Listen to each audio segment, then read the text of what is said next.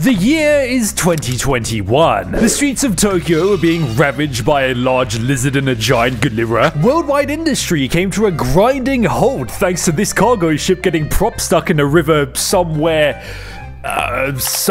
over here. And all of us, we're all locked in our homes thanks to the virus that shall not be named in fear of this video being sent to the monetization hell. However, this virus, it wasn't the only thing that swept across the globe in the year of our Lord 2021. No, God no. There was something else taking the world by storm. A certain video game that can be described as an enigma. One of those lightning in a bottle games that sort of rarely ever seen heights of popularity. The Club Penguin Dance Contest minigame. Friday Night Funkin. This video game all about a child getting jiggy with it that you can download straight over Newgrounds. You knew about it, I knew about it, the entire world knew about it. It was everywhere. YouTube, TikTok, mod pages, bootleg merch, Roblox, in-class talent shows. If you had eyes in your skull, in 2021, at some point, you would see something about Friday Night Funkin. It was inevitable. Thing is, though, I really hate to be the bearer of bad news here, person watching this video, but it isn't 2021 anymore. Nah, it's 2023, and if you know anything about the Friday Night Funkin' lore and game theory, I'm pretty damn sure you know that Friday Night Funkin' seemingly vanished. So, in this video, you and me, we're gonna try to figure out why. It's time to find out what in the name of all that's holy happened to Friday Night Funkin'. But first, you see that big red subscribe button down there? I think you should click on it and join my Discord server. Please, seeing numbers go up fills my life with meaning. Now, before diving headfirst into the vast, widened Friday Night at Funkin' disappeared to thin air game theory ocean, I first want to ask you a question here, person watching this video. Friday Night Funkin', we all know that it was popular, knowing that it's all good and all, but why was it so popular? Look, I know, trust me, I really do, why something gets popular, that's a really loaded question. It can have thousands of different answers depending on who's answering it. But I reckon it's a question that needs to be asked when talking about a game as popular as Friday Night Funkin'. After all, you rarely ever see games get this popular. So, to answer this question, let's teleport all the way back to 2021. While it doesn't really seem that far away, like it's only 2 years ago, 2 years, it's not that long. Let's not ignore facts here. In 2021, all of our day-to-day lives, they're all so different compared to what they're like right now in this current moment of existence. Back then, it was the middle of lockdown. We were all locked in our homes. We couldn't really go outside all that much. We couldn't touch grass, which isn't a new thing, but the point still stands. For the most part, all that we could do was watch some random show on Soap Today, or read a book, or spread misinformation and lie on the internet, or play video games. And it's from this environment that certain video games absolutely exploded. Microtransaction Tycoon, Eviction Simulator, actually really good, and a rhythm game. Yeah, that sounds kind of weird, right? You know, a rhythm game doing well when all of us are locked in our homes. Because I don't know about you, but me, sure, I may love rhythm games, but come on, I've been doing music for something like 30 odd years. I love this shit. But whenever I think of rhythm games, I usually think of somewhat niche games that involve people going to specific places, or games that require some quote-unquote specialized equipment that you need to scour the internet or go to a dodgy-looking shop to find. You know, if you want to play Dance Dance Revolution, you have to go to your local arcade. If you want to play Smoke on the Water over and over again, you need one of these. If you want to emote with Han Solo, you need to somehow source an Xbox Kinect camera. And genuinely, person watching this video, when's the last time a Match the Arrow to the song Rhythm Game's been relevant? So here we have a game that by all means shouldn't be that popular, doing crazy numbers. Why? Well, besides having more people at home, which almost guarantees a higher potential player base, I reckon that Friday Night Funkin's popularity, it's largely the result of accessibility. To play Friday Night Funkin', it's not like you need to move heaven and earth to find some random piece of equipment that stopped being produced in 2011, or fork over thousands of your shekels to build some NASA-grade gigacomputer. Nah, all you need is a computer that can run somewhat okay, one of these, and one of these. That's it. That's all you need. Friday Night Funkin', its barrier to entry is so ridiculously low that anybody can play it. And when you start playing it, let me tell you, as somebody who played FNF when it started to get really popular, I'm not gonna lie, it's pretty damn fun. and pretty damn hard. While, yeah, okay, sure, FNF's barrier to entry is like non-existent, it's got quite a bloody high skill ceiling. And as you progress through each week, oh my, it starts getting so much more difficult. You start the game, ooh, I need to press this button when this key goes over here so that the child can move to the music. What the fuck? But I'll tell you what, I never really felt like I was being bullshitted when I played Friday Night Funkin'. I felt frustrated when I fucked up, like, oh my god, I really wanted to launch my keyboard through my monitor. But my mistakes, 99% of the time, they weren't the fault of the video game being weird or the video game fucking out. Nah, they were on me. Ah, yes, if it isn't the consequences of my own action. And every time I messed up, I wanted to play again and fix my mistakes. And do it again. And do it again. And do it again, and again, and again, and again. Next thing you know, I couldn't stop playing Friday Night Funkin'. And I'm pretty damn sure I'm not alone in saying this. Thanks to FNF's low barrier to entry, its fun gameplay, unique art style, catchy, in big quotation marks, music, sense of wanting to get better and better, and a whole bunch of massive YouTubers making videos about it, a gigantic community formed around Friday Night Funkin'. Okay, look, yeah, just like, hang on a minute. I know all of us, we just had a massive brain heart attack aneurysm as soon as I mentioned the word community in the context of Friday Night Funkin', because some of the people in this community are very interesting. I can confirm that some of the stuff they've made, well, it does indeed exist. But moving all of this weird stuff to one side for a moment, there is a lot of it. I'm willing to bet I could do a sub 5-second FNF NSFW image speedrun. But moving all of that weird shit over here for a second, I'm not gonna lie, some of the stuff this community's created, kind of cool, especially some of the mods that were created for Friday Night Funkin'. If anything, Friday Night Funkin' mods, they were the main thing keeping this game going after the initial hype wave died down. Really talented people created all sorts of different custom weeks for this game, including a whole bunch of different characters from all corners of the internet. Sonic the Hedgehog, Tricky from the Manders Combat series, William Afton. And some of the videos showcasing these mods, they got millions of views. Just look at this.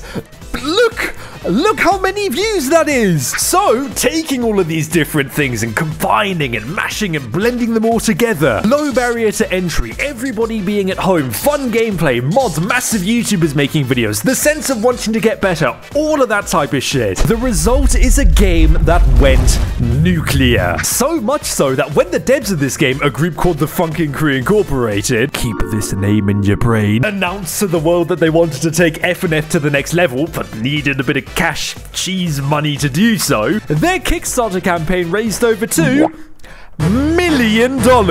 People all over this planet we call home were super hyped to see what the future FNF looked like. And no wonder they were hyped. Look at all the stuff being promised. Online multiplayer, cutscenes, custom characters, a shit ton of new weeks. But then, nothing happened. And here we are today, a few years later, and nobody knows when or if this promised version of Friday Night Funkin' is ever going to be released. Which leads us quite nicely into my first game theory all about what I think happened to Friday Night Funkin'. Okay, what I'm not going to do is sit back in my chair over here and pretend that I'm some Oppenheimer, Einstein level IQ genius when it comes to the field of how to make an video game. The extent of my video game creation knowledge is subjecting this small little funny looking man to horrors beyond his mortal comprehension and making really broken geometry dash custom levels when I was like 11. Other than that though, I'm dumb, I'm stupid, I don't know anything. Well, besides one thing, what I do know about making games is that if you want to make something good, It takes time. The saying, a delayed game is eventually good, but a rushed game is forever bad, exists for a reason. If you think you can pump out an amazing game that lives up to and surpasses hype in something like a week, you got another thing coming, mate. That's a one-way street to getting obliterated in the Steam reviews. Making good shit, it takes time, especially if you're a small development team. Remember how a few minutes ago I told you to keep the name The Funkin Crew Incorporated up here in your brain? Here's why. Here's some lore for you. Funkin Crew Incorporated are Friday Night Funkin's development team. And this team, it consists of 4 people. Ninja Muffin 99, Phantom Arcade, Kawaii Sprite, and Evil Skater. Classic indie game development studio type beat. And hell, side note here, Friday Night Funkin', I reckon that it's pretty admirable that this game even came into existence in the first place. Plain and simple, FNF, it was the product of a 48-hour indie game jam called Ludum Dare. A 48-hour indie game jam, for those of you who don't know, it's a type of competition where a bunch of indie game studios all come together and have 48 hours to create something. In this game jam, FNF's development team created a prototype version of Friday Night Funkin'. And this prototype was so well received that they didn't win. But hey, just like the person who comes second in Britain's Got Talent, FNF and the Funkin Crew, they went on to have a much more popular career than anybody else in the competition. Back on track though, I'm not gonna lie here. To say that what the Funkin Crew have planned for the future of Friday Night Funkin' is ambitious, I think that's one of the biggest understatements ever uttered in human history. Just look at some of this shit being promised. Look at it. Like, really look at it. It's insanely ambitious. Maybe even too ambitious. Now, I don't want you to get me wrong, having goals and dreams and ambitions, all of that type of stuff, it's all really good, yeah, you know, we all have goals. I have them, you have them, everybody has them. Wanting to achieve certain things in your life, yeah, it's a good thing. Like, yay, goals and achieving things. But here's the thing with ambition, it needs to be realistic. Like, imagine if I sat here and told you that over the span of the next, I don't know, week, I was gonna start 10 individual different YouTube channels and grow them to over 1 million subscribers overnight. That's a really ambitious thing to say, but that's stupidly ambitious. That's never gonna happen. Like never ever. That's never gonna happen. And I don't know, man, I hate to be this guy. I really do. But looking at some of the stuff being promised in this Kickstarter campaign, it's all really cool. But I can't help but think that the Funkin Crew, they may have promised a bit too much. They're a team of 4 people after all. 4! And developing and creating all of this stuff, online multiplayer, fully animated cutscenes, a bunch of playable characters, tons of different weeks. No wonder it's taken over 2 years. As is to create 1 week in Friday Night Funkin'. From what I've been able to work out, you need to make 3 different songs, sync these songs up to the corresponding arrows, draw multiple different versions of characters so that they can move around properly, draw backgrounds, animate these backgrounds. It's a shit ton of work. Now combine it with all of this other stuff. Yeah, that's a lot.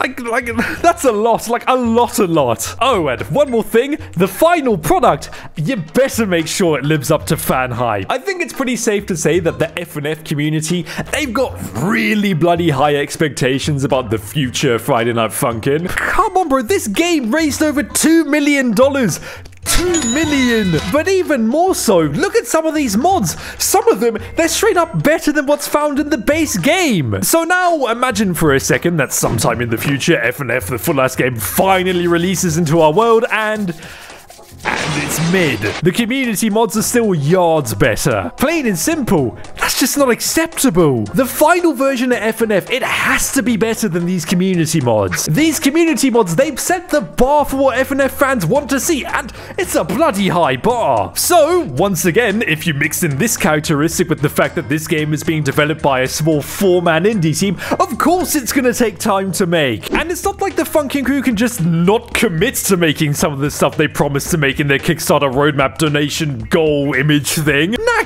God no, they have to deliver on everything they promised. And since it's a shit ton of stuff, no wonder it's taking time. But still, I can't really blame people for getting annoyed, like frustrated, pissed off that this game that it's taken so long to make. It's 2 years, like 2 years, that's 365 times 2. That's a shit ton of time to wait for something, especially when you've put money into that thing. It's understandable, you're allowed to be pissed off. I get it. And this is where we move on from our first what happened to Friday Night Funkin', why did it disappear game theory, and into the second. You see, while yeah, lots of people have just said, bro, game development takes time when the conversation about why Friday Night Funkin' is taking so long to make comes up, others have said that they feel like this whole thing may have just been one big scam. The Funkin' crew, they may have just taken the money and done a runner. Now, before going into this section all about scamming and lying on the internet, my favorite thing to do, I do just want to preface it by saying that I really hope this isn't the case. And if I'm being completely honest, I do really doubt it is. But I would hate to find out that, yeah, the Lamau gets scammed and here is the answer to why FNF hasn't come out yet. As I said though, I do highly doubt that the Funkin' crew are a bunch of elaborate megamind scammers. But hey, I guess it is still a possibility at the end of the day. And you know what? For the sake of the argument, let's imagine here for a second that, yeah, okay, it's true. The thousands of people who believe this on the internet, well done, you're right. The Funkin' crew, they are just a bunch of no-good scumbag scammers who created some elaborate, please give us Mr. Beast level money, we promise we'll work on the game, ruse that managed to somehow raise over 2 million shekels. First of all, jumping all the way over here, straight to the end of the game theory. What does this mean for the future of Friday Night Funkin'? Dumb question. You know the answer. Rest in peace, Friday Night Funkin', cry some more. But rewinding a bit, if this whole thing was a scam, why would the Funkin' crew want to create this scam in the first place? Well, it's quite obvious, isn't it? Money! I don't know about you, but me, I love money. And for people all over this planet we call home, regardless of intention, making a shit ton of money, that's a massive motivator for them. However, when the discussion of how to make money comes up, sure, there are quite a few ways to make a lot of money ethically, but in contrast, there are also a lot of ways to make money unethically. One of these ways is to scam people. People have been scamming for years. From 300 BC, when a bloke got Hecastratos sunk his boat to collect some insurance money, all the way to nowadays where a bunch of arseholes try to take $2,000 worth of Amazon gift cards from your grandmother and anything Logan Paul touches. You can make a shit ton of money off of scamming people. And you can do it pretty damn quick. So, obviously, if the Funkin' crew plan to scam people going into developing their fun little indie rhythm game, yeah, I'd call that mission accomplished. $2 million. But enough talking about the end goal of scamming. It's to make money. We all know that. I reckon that a better question to ask is why people think FNF is one massive scam. Wherever you search up FNF online, Twitter, YouTube, TikTok, you will find somebody talking about how, ooh, FNF is a scam, they took the money and ran. From what I've been able to work out after digging into the cesspool known as the Friday Night Funkin' side of the internet, trust me, it's even worse than it sounds. When the topic of how this game is a scam comes up, there are a few main talking points. Firstly, the game taking a long time to make. Secondly, substantial updates being pretty few and far between. Thirdly, FNF backer rewards not shipping to people. And fourthly, the seemingly lax approach the Funkin' crew take in their announcements. But for every point raised in favor of FNF being a scam, there are twice as many counterpoints that also get raised. The game taking a long time to make. Games just take a long time to make, especially when all this shit needs to be made by a team of 4 people. Substantial updates being few and far between. People will point you towards the Twitter accounts of the devs. FNF backer rewards not shipping to people. Here are people who have gotten their rewards. The lax approach in FNF announcements. It's just always been this way. And bro, if they're still making announcements, then something has to be in development. This whole thing is one gigantic clusterfuck. All it is people on the internet just screaming and getting angry at each other. With all that being said though, I think it's time to answer that golden question from the beginning of this video. It's time to find out what in the name of all that's holy happened to Friday Night Funkin'. Plain and simple, I don't think FNF is a scam. I don't think this game was some massive GTA 5 The Pacific Standard job heist to steal money from people on the internet. However, what I do think is that everything promised in the Kickstarter campaign was way too ambitious for a team of 4 people to undertake feasibly in a decent amount of time. And to deliver on everything, because that's what they're obligated to do, people paid money to see all this stuff, no wonder it's taken so much time, and it's going to continue to take time. Do I think Friday Night Funkin' the full-ass game will eventually come out though? Yeah, I do. Just not in the next couple of months or years even. And will it live up to expectations? I don't know.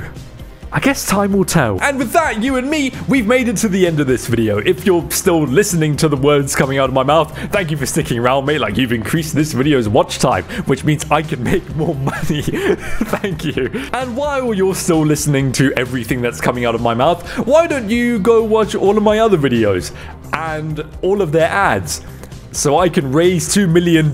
Thanks for watching. Go do all of the YouTuber like, subscribe, buzzword things, and I'll see you in the next video. Number 15. Subscribe to the Beak. If you don't, you will suffer a severe case of cringe, and you are taking part in bozo behavior. Thanks for watching.